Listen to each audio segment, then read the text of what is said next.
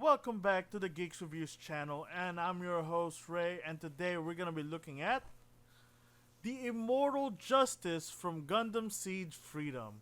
So, I lost the back, but this is all that's important.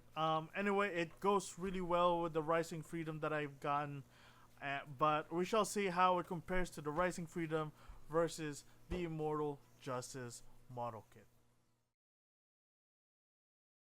Eyes in the sky, gazing far into the night. I raise my hand to the fire, but it's no use, cause you can't stop it from shining through. It's true, baby, let the light shine through. If you believe it's true, then won't you let the light shine through?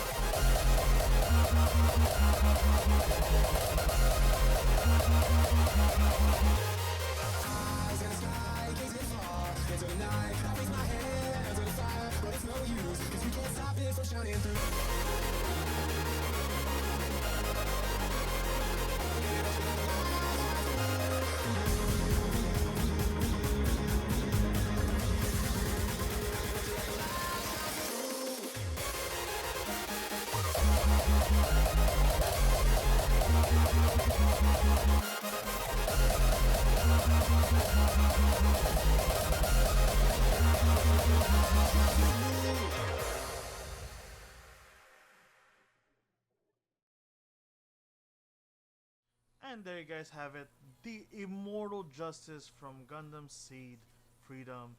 It was the predecessor to predecessor to the Infinite Justice anyway. This one was piloted by Shinn, and overall I like the simplicity of it compared to the actual Infinite Justice and Justice. This one offers a little bit both of the Savior Gundam and the Justice, and maybe the Aegis.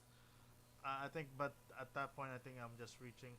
But anyway, like I said, looks great from the get-go, and let's get on with the show. So here it is at its final glory, final build, posed up, ready to fight, and yeah. So as you can see, I tried my best to panel line it, tried my best to place third-party decals, because third party is better than what Bandai has to offer, and it just came out really well. Let me see if I can focus this guy up. Really hard with this, but anyway, so there he is, ready to fight. Looks really well. I know I'm just yapping, but anyway, I just love how far the HG line had come in terms of quality, in terms of posability, in terms of just like overall beauty of it. This one's really simple, like I said earlier. I feel easy to I don't know about transforming it because of this big horn right here. Kind of prevent you have to be a pretty good transformer in order to get this guy to transform with that big ass horn. But yeah, let's get on with the articulation, starting with the legs. Oh, there goes the upper thigh swivel. Oh, I guess that's right, because it does have this piece right here, the upper thigh, that kind of blocks it off from turning all the way. So it's not gonna be a full 360 turn, but it does come with double jointed knees. While we're at it, oops, there goes the right leg. While we're at it, full kick, and while while we're at it, we'll look at this guy, the feet. So, like I said, doesn't really swivel much. There we go. I'm not sure if that's because of the paint or the top coat or anything, or that's just how the kit was made. But yeah, there it is. Forward, back. It has the full 360. Here's the side to side, and yeah, it's pretty good. It's pretty good. Oh. Like I mentioned earlier, I did paint this, so some of my pieces might come off, such as the shoulder pointy things right here. It's not the kid's fault. It's I probably just overdone the paint. But onto the ab crunch, or let's say, yeah, sure. Let's go with the head. Giggity, giggity, goo. Perfect. Looking up. Oh, there goes the horn. That never happened before, so that was a first time for me. That's for sure. But no worries, easy to place back. Looking down, pretty good. Side to, oh, careful with the V fin, to side, and then side to side. Not much to the left and right, but you know, he doesn't look that way. Ab crunch. There you go. Pretty good ab crunch.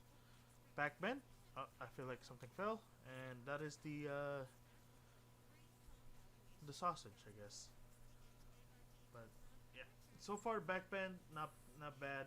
Really well done. I've seen way worse now when it comes to that.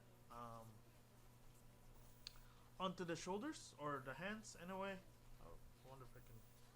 So backpack is gonna block it, but it will do a full 360. Oh, it came off. But yeah, so my problems with the other model kits that I have reviewed here is that the shoulder pads were the double jointed end, and it was really awkward whenever you do that, because, or whenever you pose it, because it's barely posing at all. Anyway, back to the arms. Uh-oh. Came off.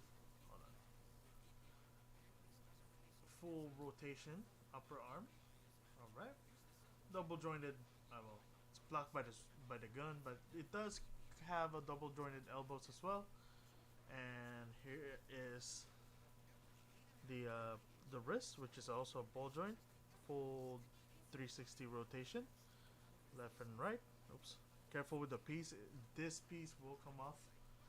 This little brace right here will come off. But like I said, mine is painted, so I might not do it with a regular non-painted kit. But yeah, so when it comes to the problems, it does fall down to the builder, which is me, for painting the kit, causing it to have an extra layer and pretty much an extra layer of stickiness, and prevents it from being the over-the-top posable model kit. And of course, backpack, pretty cool. I'm not gonna transform it because I don't really have the manual and I don't remember by heart, but we shall compare it with different sizes then. And here you guys have it with the Mighty Strike Freedom. I am gonna make an attempt to remove him from the stand. Nope, never mind. And I'll give it a, here we go. At least I can take off Rising Freedom from the stand. And as you can see, roughly the same size.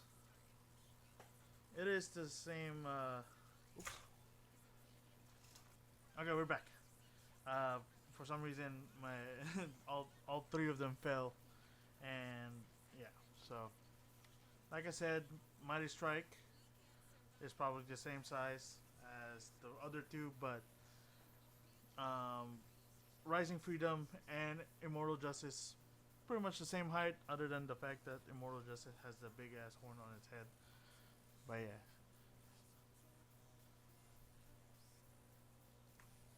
And there you guys have it, my review for the Immortal Justice Gundam from Gundam Seed Freedom. Like I said, I loved just how far the high grades have come along, from having there's some sort of an inner frame, or